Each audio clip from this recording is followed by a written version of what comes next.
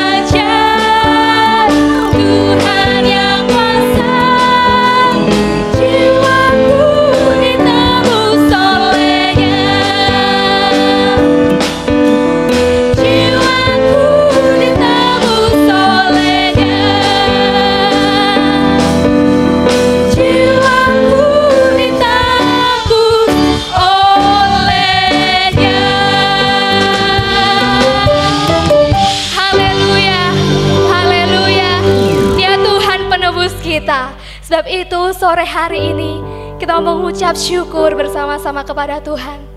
Kita mau naikkan syukur kita kepada Tuhan. Mari kita mau siapkan hati kita untuk menerima kebenaran firman Tuhan. Terima kasih Tuhan. Kami bersyukur Tuhan.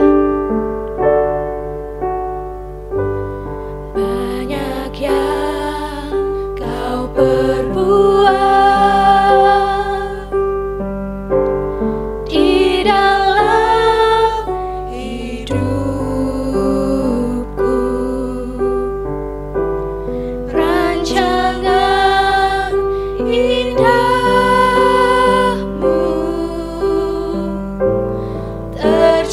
di hidupku. Bapa yang mengerti segala yang ku perlu. Kasih-Mu sempurna,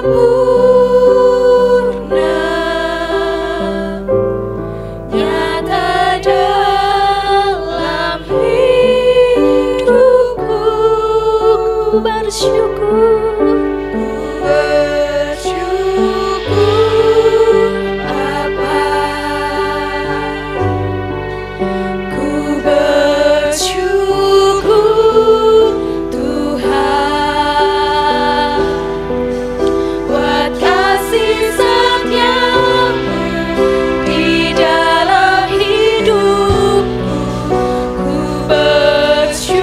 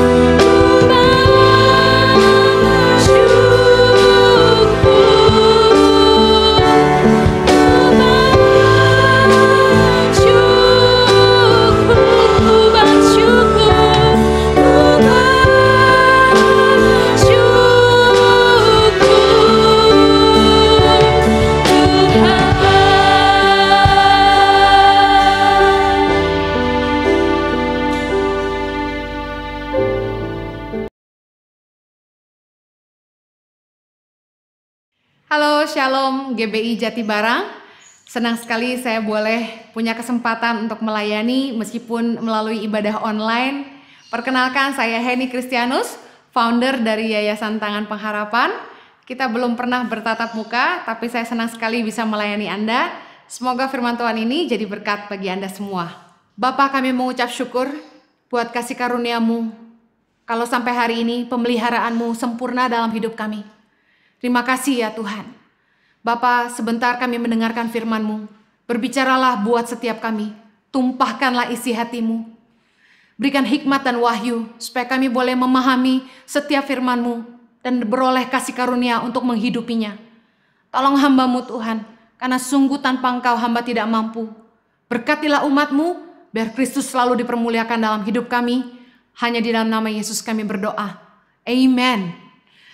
Saya akan menyampaikan khotbah dengan judul Ready for the Winter. Di dalam Amsal 6 ayat yang ke-6, hai pemalas, pergilah kepada semut, perhatikanlah lakunya dan jadilah bijak. Ayat yang ke-7 berkata begini, biarpun tidak ada pemimpinnya, pengaturnya atau penguasanya. Ayat ke-8, ia menyediakan rotinya di musim panas dan mengumpulkan makanannya pada waktu panen. Firman Tuhan mengajar kita untuk kita belajar kepada semut, memperhatikan bagaimana semut berperilaku supaya kita menjadi bijak. Firman Tuhan mengajarkan kepada kita bahwa semut itu adalah makhluk yang sangat kecil tetapi pekerja keras, yang bekerja keras di musim panas dan mengumpulkan makanannya pada waktu panen. Segala sesuatu ada masanya. Hidup kita ada musimnya. Kita harus selalu berusaha mengenali zaman, mengenali waktu. Kita harus punya cadangan untuk hal-hal yang tidak terduga. Selalu siap untuk menghadapi musim dingin seperti semut. Semut itu bekerja keras di musim panas supaya ketika musim dingin datang, mereka tahu itu adalah masa-masa mereka mengalami kesulitan mencari makan, tapi mereka sudah punya cadangan untuk menghadapi musim dingin. Matius 25 ayat 13, Yesus juga berkata kepada kita begini, karena itu berjaga-jagalah, sebab kamu tidak tahu akan hari maupun akan saatnya. Bahkan untuk hari Tuhan, Yesus sudah mengatakan kepada kita untuk kita berjaga-jaga. Dalam bahasa Inggrisnya, stay alert. Kita harus selalu berjaga-jaga, siap sedia. Pelajaran dari semut adalah semut selalu bersiap-siap, punya persiapan yang matang. Di dalam 2 Timotius 3 ayat yang pertama, Rasul Paulus juga menuliskan, ketahuilah bahwa pada hari-hari terakhir akan datang masa yang sukar. Rasul Paulus telah mengingatkan kepada kita bahwa akan datang masa yang sukar. Oleh karena itu, kita harus selalu bersiap-siap menghadapi hari-hari sulit. Musim dingin bicara musim di mana hidup kita akan mengalami kesukaran, masa-masa sulit. Masa-masa gagal panen, ketika semua serba sedikit. Firman Tuhan mengajarkan supaya kita siap menghadapi masa-masa sukar. Bagaimana supaya kita siap menghadapi musim dingin? Yang pertama, hiduplah dipimpin oleh Roh Kudus. Yohanes 16 ayat 13 berkata begini, tetapi apabila ia datang, yaitu Roh kebenaran, ia akan memimpin kamu ke dalam seluruh kebenaran, sebab ia tidak akan berkata-kata dari dirinya sendiri, tetapi segala sesuatu yang didengarnya, itulah yang akan dikatakannya, dan ia akan memberitakan kepadamu hal-hal yang akan datang. Kita tidak perlu pergi ke peramal, kita tidak perlu search di Facebook untuk apps-apps yang bisa menjelaskan apa yang akan terjadi di depan.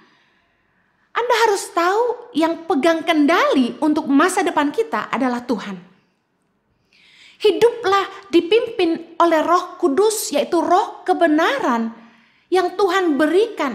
Roh Kudus dicurahkan ketika Yesus kembali ke sorga. Yesus menjanjikan Roh Kudus bagi kita, yang merupakan Roh kebenaran yang akan menyampaikan kepada kita, memberitakan kepada kita hal-hal yang akan datang. Kita memang tidak tahu apa yang akan terjadi di masa depan. Tapi kalau kita hidup dipimpin oleh Roh Kudus, Roh Tuhan akan memberitakan kepada kita hal-hal yang akan datang. Ada dua tokoh di Alkitab yang hidupnya dipimpin Tuhan sebelum menghadapi masa sulit. Yang pertama, Nabi Nuh. Di zaman Nabi Nuh, Tuhan memerintahkan Nabi Nuh untuk membangun bahtera. Nabi Nuh belum pernah lihat banjir. Nabi Nuh belum pernah lihat banjir dan tidak pernah tahu perahu itu seperti apa, kapal seperti apa, bahtera itu seperti apa.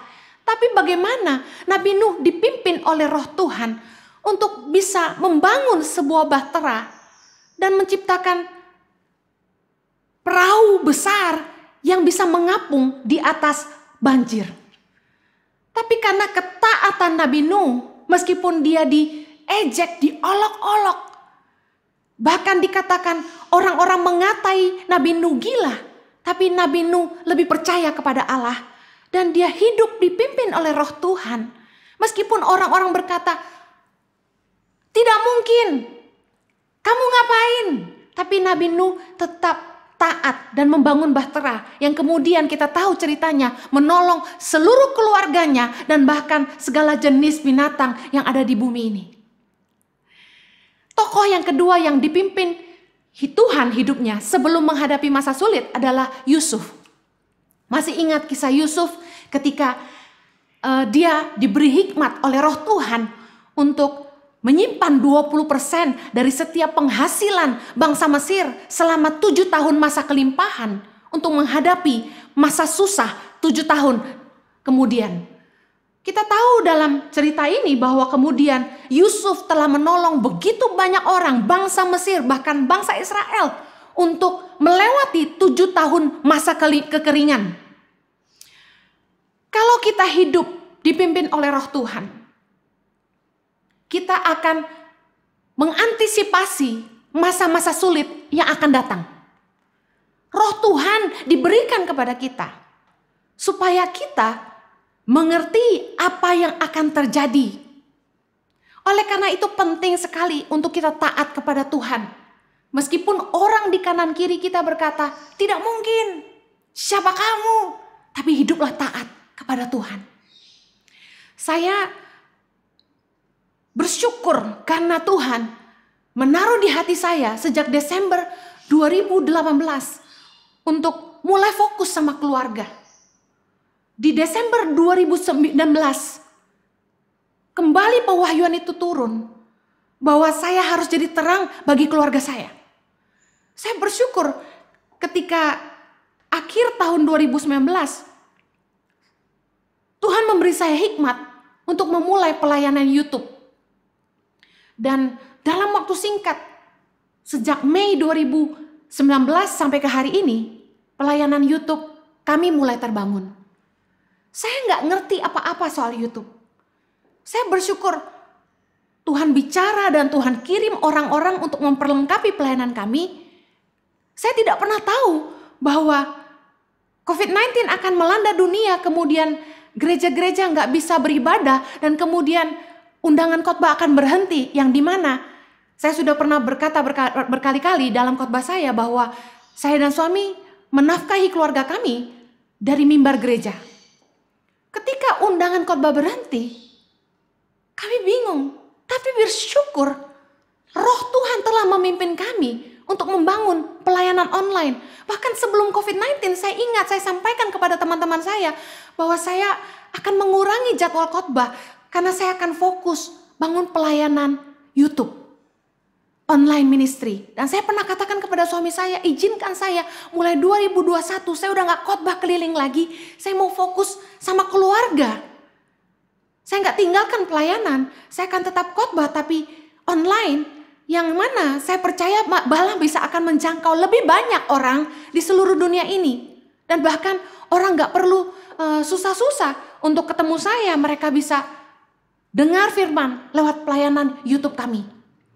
Saya bersyukur Tuhan menyelamatkan kami di masa sulit ini melalui channel YouTube, channel Instagram yang tiba-tiba saja Tuhan promosikan.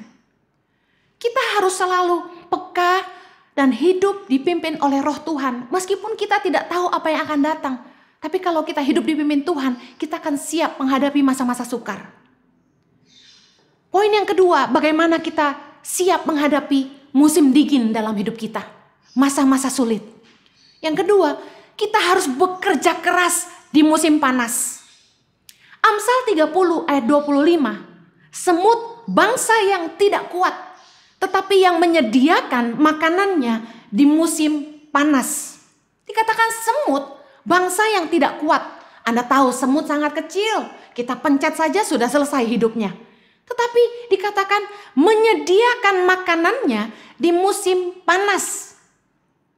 Kesiapan kita menghadapi masa sulit bukan soal besar atau kecilnya penghasilan kita, tapi dari seberapa rajin kita bekerja dan seberapa bijak kita mengelola. Bijak mengelola berkat Tuhan di masa kelimpahan. Musim panas, masa panen, bicara soal ketika Tuhan memberikan kesempatan untuk kita menuai.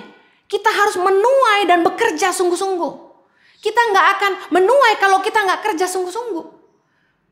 Mau penghasilan kita sebesar apapun, kalau kita nggak pandai mengelola, pasti akan habis juga. Bijaksanalah mengelola berkat Tuhan di masa kelimpahan. Dalam Amsal 31 ayat 25, dikatakan pakaiannya adalah kekuatan dan kemuliaan. Ia tertawa tentang hari depan. Dalam bahasa Inggris di Amplified Bible ditulis dengan sangat baik, dikatakan begini. Strength and dignity are her clothing, and her position is strong and secure. She rejoices over the future. Dikatakan, knowing that she and her family are in readiness for it. Masa depan itu bicara tentang ketidakpastian. Kita nggak pernah tahu apa yang akan ada di depan kita. We never know what the future holds. Tetapi dikatakan wanita yang cakap ini, pakaiannya adalah kekuatan kemuliaan. Dia tertawa tentang hari depan. She's so confident about her future. She is so confident about her future. Dikatakan firman Tuhan dalam Amsal 31 ayat 25 di Amplified Bible. Knowing that she and her family are in readiness for it. Dikatakan dia, wanita ini dan keluarganya siap untuk menghadapi masa depan. Amsal 31 ayat 15 dikatakan begini. Ia bangun kalau masih malam, lalu menyediakan makanan untuk seisi rumahnya dan membagi-bagikan tugas kepada pelayan-pelayannya perempuan. Ia membeli sebuah ladang yang diingininya dan dari hasil tangannya kebun anggur ditanaminya. Ia mengikat pinggangnya dengan kekuatan. Ia menguatkan lengannya. Ia tahu bahwa pendapatannya menguntungkan. Pada malam hari pelitanya tidak padam. Kenapa wanita ini dikatakan di Amsal 31 tadi di ayat yang ke-25, dia sangat percaya diri dengan masa depan, dia siap menghadapi masa depan? Jawabannya adalah ini. Di masa kelimpahan, dia bekerja keras. Dia rajin, dia tidak malas. Ia bangun waktu masih malam. Bahkan dia membeli sebuah ladang yang diingininya. Dari hasil tangannya kebun anggur ditanami. Ternyata ketika suaminya mempercayakan berkat Tuhan kepadanya, dia tidak hanya simpan atau habiskan, tapi dia kelola. Ia mengikat pinggangnya dengan kekuatan. Dia bukan perempuan yang malas. Dan dikatakan ia tahu pendapatannya menguntungkan. Pada malam hari pelitanya tidak padam. Malam hari bicara tentang masa-masa sulit, masa-masa kelam. Pada malam hari kita nggak bisa lihat apa-apa. Banyak istri-istri yang malah menjadi penolong di saat usaha-usaha suaminya terpuruk. Saya dengar banyak istri yang justru begitu bijaksana mengelola keuangannya sehingga ketika suaminya kesulitan justru tabungannya yang menyelamatkan mereka. Saya percaya bahwa wanita-wanita yang cakap harus siap menghadapi apapun yang ada di depan. Mengelola berkat Tuhan di masa kelimpahan sehingga ketika musim dingin datang, masa-masa sulit, malam hari datang, dia tidak takut. Dia tertawa tentang hari depan, siap menghadapinya. Oleh karena itu, pesan saya untuk para wanita, Anda harus belajar mendampingi suami dalam usahanya. Minimal mengerti sedikit, jangan sampai nggak tahu apa-apa. Karena kita tidak tahu apa yang akan terjadi di depan. Kalau ada apa-apa dengan suami kita, istri harus bisa meneruskan. Saya cerita sebuah kejadian. Ada seorang wanita yang suaminya punya usaha IT. Istrinya nggak tahu apa-apa tentang usaha suaminya. Dia hanya ibu rumah tangga yang mengurus anak-anak dan bekerja di rumah. Tidak tahu apa-apa sama sekali tentang usaha suaminya. Nggak tahu proyek-proyek suaminya ada di mana saja. Dia tidak tahu sama sekali. Apa yang terjadi? Suatu hari sore, suaminya terkena serangan jantung. Apa yang terjadi kemudian? Setelah suaminya dipanggil Tuhan dengan begitu mendadak, istri ini sama sekali gak tahu apa-apa soal usaha suaminya. Dia gak tahu aset suaminya ada di mana aja. Proyek-proyek suaminya ada di mana saja yang mungkin bisa ditagih uangnya. Dan akhirnya istri ini dan kedua anaknya sangat kesusahan. Mereka terpaksa menjual aset-aset yang istrinya tahu untuk bisa mensupport hidup mereka selanjutnya. Kita nggak pernah tahu apa yang terjadi di depan kita. Saya tahu beberapa suami tidak suka istrinya ikut campur dengan bisnis mereka. Tapi paling tidak, istri-istri harus bisa mengerti sedikit dan bisa mendampingin suami. Meskipun tidak banyak bicara, tapi ikut aja suami meeting kemana. Harus mau tahu suami kerja apa, dengarin suami cerita. Makanya kalau suami pulang kerja, jadilah teman pendengar yang baik. Yang ketiga, bagaimana kita siap menghadapi musim dingin? Kita belajar bahwa kita harus selalu punya cadangan. Kalau kita nggak tahu apa yang akan terjadi di depan kita, kita harus siap menghadapi musim dingin di mana semuanya serba sulit. Kita harus siap menghadapi malam hari, bicara masa-masa kelam. Kita harus selalu punya cadangan. Sebuah pelajaran dari Matius 25 ayat yang pertama. Pada waktu itu hal kerajaan sorga seumpama 10 gadis yang mengambil pelitanya dan pergi menyongsong mempelai laki-laki. 5 di antaranya bodoh dan 5 bijaksana. Gadis-gadis yang bodoh itu membawa pelitanya tetapi tidak membawa minyak. Sedangkan gadis-gadis yang bijaksana itu membawa pelitanya dan juga minyak dalam buli-buli mereka. Perhatikan keempat ayat ini, ada 2 kelompok gadis, yang satu disebut sebagai gadis-gadis bijaksana dan yang satu disebut sebagai gadis-gadis bodoh. Apa perbedaan di antara keduanya? Keduanya sama-sama bawa pelita. Bedanya adalah yang satu membawa cadangan minyak dan yang satu tidak. Kalau kita tidak mau jadi orang bodoh, kita harus selalu punya cadangan dalam hidup ini. Kita harus selalu siap untuk hal-hal yang tidak terduga. We have to be ready for the unexpected. Kita nggak tahu apa yang ada di depan, makanya kita selalu punya cadangan.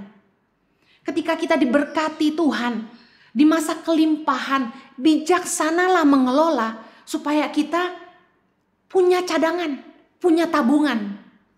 Wanita yang bijak pandai mengelola apa yang dipercayakan oleh suaminya. Selama masih ada yang mencarikan, yang menerima jangan menghabiskan. Amsal 14 ayat yang pertama berkata begini. Perempuan yang bijak mendirikan rumahnya, tetapi yang bodoh meruntuhkannya dengan tangannya sendiri. Pesan saya bagi para wanita khususnya, mumpung suami Anda masih sehat dan bisa menghasilkan, istri yang bijak jangan hanyut dengan kemewahan. Siapa yang tahu umur manusia? Pandai-pandailah mengatur, mengelola, dan belajarlah kata cukup. Pastikan Anda selalu punya cadangan untuk hal-hal yang tidak terduga ke depan. Pandai-pandailah menginvestasikan uang yang dipercayakan oleh suami. Juga bagi para pria-pria. Mumpung Anda masih sehat, mumpung Anda masih kuat, bekerjalah dengan sungguh-sungguh. Rajinlah bekerja. Jangan hanya menghambur-hamburkan uang. Sebagai seorang suami, kepala rumah tangga, Anda punya tanggung jawab sebagai imam. Jadi telontoh tidak hanya dalam kerohanian tapi juga dalam kehidupan. Jadi Bapa itu berasal dari kata Aba yang artinya sumber. Pastikan selama Anda masih sehat dan punya kesempatan, Anda bekerja keras untuk menafkahi keluargamu. Bukannya santai-santai ongkang-ongkang kaki dan menggantungkan hidup dari keluarga besar atau dari istrimu. Saya percaya kita harus bijak dengan usia kita. Umur itu kalau makin bertambah, ada yang makin berkurang, yaitu kekuatan kita. Makin tua, kekuatan kita merosot. Kesehatan kita juga merosot. Kita harus pastikan kita menggunakan kesempatan yang Tuhan berikan. Mumpung kita masih kuat, mumpung kita masih sehat. Berusahalah sungguh-sungguh supaya di masa tua kita gak jadi beban bagi siapapun. Siap menghadapi masa depan. Di akhir khotbah ini saya ingin bilang begini. Jangan menjadi lemah dalam keadaan ini. Meskipun semuanya serba sulit, meskipun masa-masa kelam sedang kita hadapi, saya percaya manusia adalah makhluk yang paling cepat beradaptasi. Jangan menyerah, berusaha lakukan yang kita bisa dan terus andalkan Tuhan yang pasti akan memelihara hidup kita. Saya bersyukur, saya melihat bagaimana banyak ibu-ibu rumah tangga yang bangkit hari-hari ini. Bahkan wanita-wanita karir yang biasanya bekerja di kantor hari ini karena harus work from home, bahkan ada yang kehilangan penghasilannya. Mereka beralih profesi berjualan makanan online. Saya angkat jempol buat ibu-ibu yang tidak menyerah tapi berusaha. Saya percaya wanita harus bangkit di masa sulit.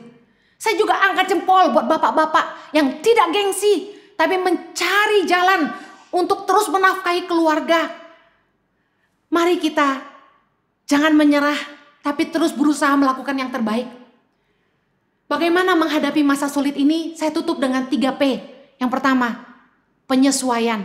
Kita harus mulai menyesuaikan gaya hidup, level hidup kita, standar hidup kita.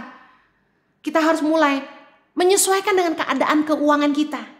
Mungkin dulu kita hidup bermewah-mewah, mari hari ini belajar kata cukup. Kita harus mulai menyesuaikan cara kerja. Kalau dulu kita bisa pergi kemana-mana, traveling kemana-mana, dan hari ini kalau kita harus work from home, Anda harus ubah attitude Anda dalam bekerja, harus bisa efektif bekerja dari rumah. Beradaptasilah. Yang kedua, P yang kedua, bagaimana kita menghadapi masa sulit? Kita harus mulai perbaiki kembali dalam penataan, pengelolaan hidup kita. Mulai tata kembali budgeting, manajemen perusahaan, pengelolaan keuangan rumah tangga. Mari tata kembali semuanya. Pakai masa-masa yang sulit ini untuk kembali menata ulang hidup kita, menata cara kerja, menata manajemen perusahaan. Mulai pangkas yang tidak perlu. P yang terakhir adalah perencanaan ke depan. Ke depan mungkin keadaan tidak akan sama seperti sebelum COVID-19. Harus ada cara-cara dan standar yang baru. Mulai rencanakan dari sekarang. Saya mulai bilang sama Jojo, apa yang kita lakukan nanti kalau COVID-19 sudah selesai. Kita mulai rencanakan dari hari ini. Apa yang kami mau akan kerjakan ke depan. Karena saya percaya semuanya gak akan pernah sama lagi. Tapi jangan takut. Serahkan hidup kita kepada Tuhan. Do your best and let God do the rest. 1 Petrus 5 ayat yang ke-7 berkata, serahkanlah segala kekhawatiranmu kepadanya, sebab Ia yang memelihara kamu. Saya berdoa supaya Anda tidak patah semangat, tapi Tuhan terus menolong hidupmu, mencukupi segala kebutuhanmu, dan menyertai engkau dan seisi rumahmu dengan kasih karunia-Nya yang melimpah di dalam nama Yesus. Amin. Tuhan Yesus memberkati. Thank you for having me. God bless you. Stay safe. Puji nama Tuhan, Bapak Ibu yang dikasihi Tuhan. Kita sudah dengarkan firman Tuhan. Doa saya kebenaran ini memberkati Bapak Ibu Saudara. Alkitab berkata Tuhan itu menetapkan segala batas bumi. Dia Tuhan yang membuat segala macam musim. Tapi percayalah, apapun musim kehidupan yang sedang Bapak Ibu jalani hari ini, kita punya Allah Immanuel, Allah beserta dengan kita. Kita akan selesaikan ibadah kita bersama-sama puji Dia, kita tinggikan Dia dengan pujian ini. Haleluya.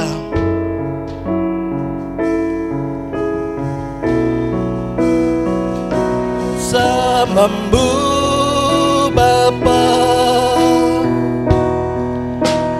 ku lewati semua perkenananmu yang teguhkan hatiku. Engkau yang bertindak, Engkau yang bertindak, memberi pertolongan. Anugerah-Mu besar melimpah bagiku. Mari dari awal kita pujikan pujian ini. Engkau ada bersamaku di setiap musim, di setiap musim hidupku. Tak pernah Kau biarkan ku sendiri. Kekuatan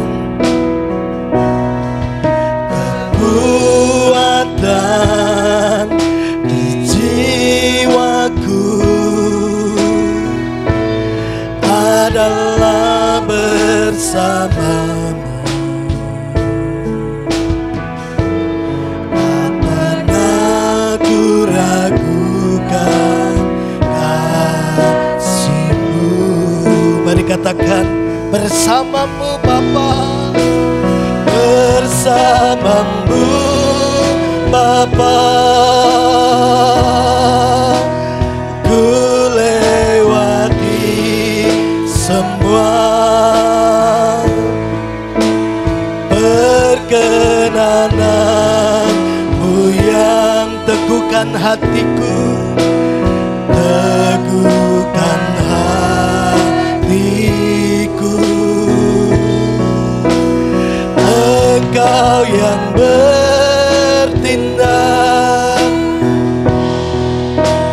memberi pertolongan.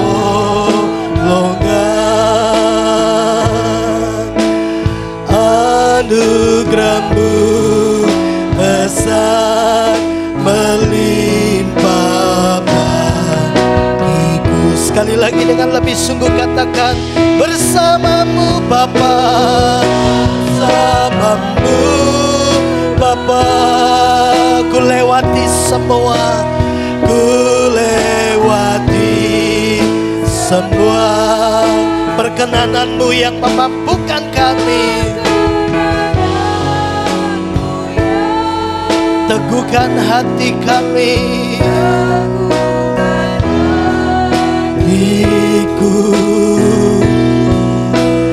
Engkau yang bertindak, memberi pertolongan. Anugerah-Mu, anugerah-Mu besar melimpah bagiku. Anugerah-Mu besar, anugerah-Mu besar melimpah bagiku.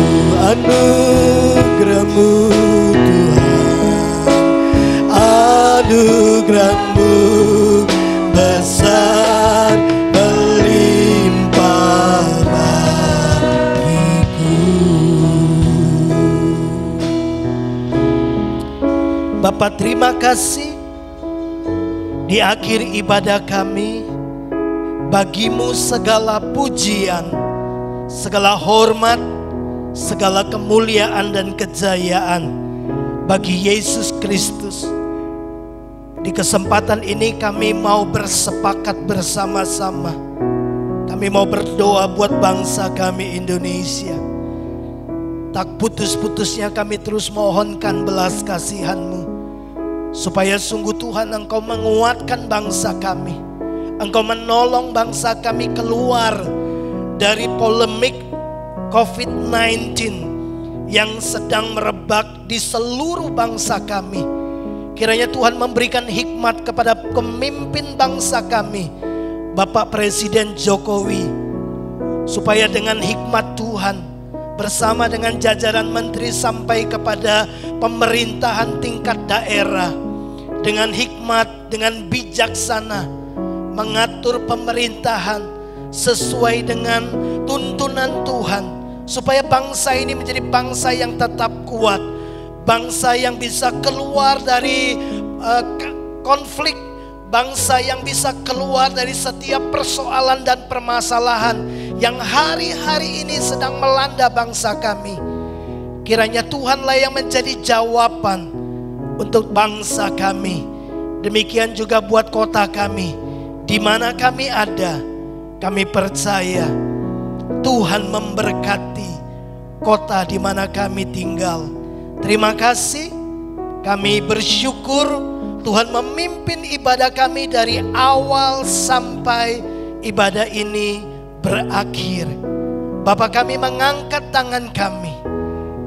Kami mau terima berkat yang terbaik, kasih dari Allah Bapa, anugerah dan kasih karunia dari kepenuhan Yesus Kristus, persekutuan dan penyertaan dari Allah Roh Kudus, kiranya menyertai hari-hari kami, melewati setiap persoalan yang kami jumpai tiap-tiap hari dalam kehidupan kami.